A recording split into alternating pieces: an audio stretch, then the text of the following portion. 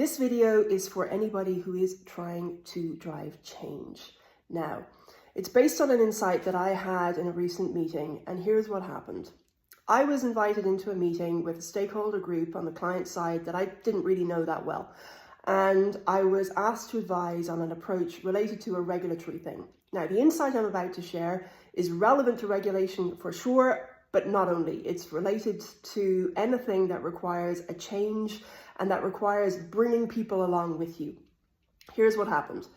Large group, virtual meeting, some people on cam, some people not. I have no relationship capital with these people.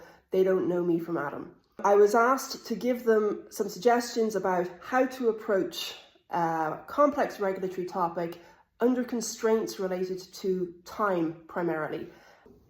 I opined with an approach saying, well, here's what I would do if I was in your shoes.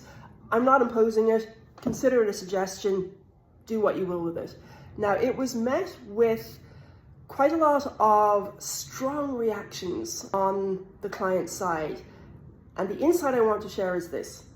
If you are a change agent, if you are somebody who is coming up with new ideas for doing things a bit differently, and your ideas are met with degrees of hostility or resistance, stop for a second, take a breath, take a beat, and find some distance between the pushback and you. You are carrying an idea, vehicling the idea, but the pushback primarily will be with the idea, not with you. That's the first thing. Take the ego out of it. This is not an indictment of us as professionals.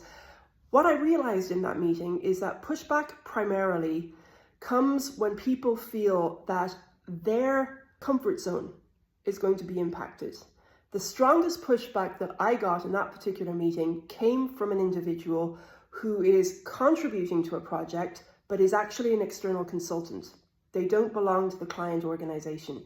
And that's super important because we need to know our stakeholders super well. Who are no, not so well we're inviting them around to dinner, right? That's not what I mean. But we need to know them well enough so that we understand their motivations and their incentives. The thing about consultants is that even when they are super invested and super skilled and they have a great work ethic, their performance criteria come from their own organization. And they may not necessarily be vested in building something that is initially burdensome in terms of building a foundational capability. What they'll want to do is get the job done and satisfy their own organization. The thing is that when you get pushback on an idea, is it because your idea is actually terrible? It could be. That's one of the options, but it's only one of the options. It could be that you're creating work for people and they're resisting that.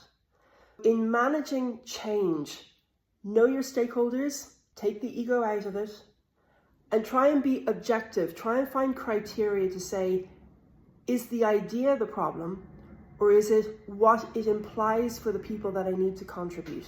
All of that needs to be managed, but it needs to be managed differently. If the pushback is coming from individuals who simply don't want to have to take on the burden of the extra effort, I'm not saying ignore it, for sure not, but it's a very different problem statement to manage as opposed to saying, well, the idea is wrong.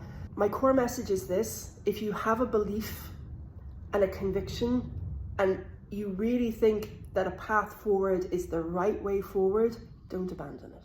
Have faith and try and find a way around it. Positive change, all organizations need it. All organizations need people with creativity and conviction about getting to better outcomes. So have faith. Your idea might actually be the game changer. Don't let it go too easily.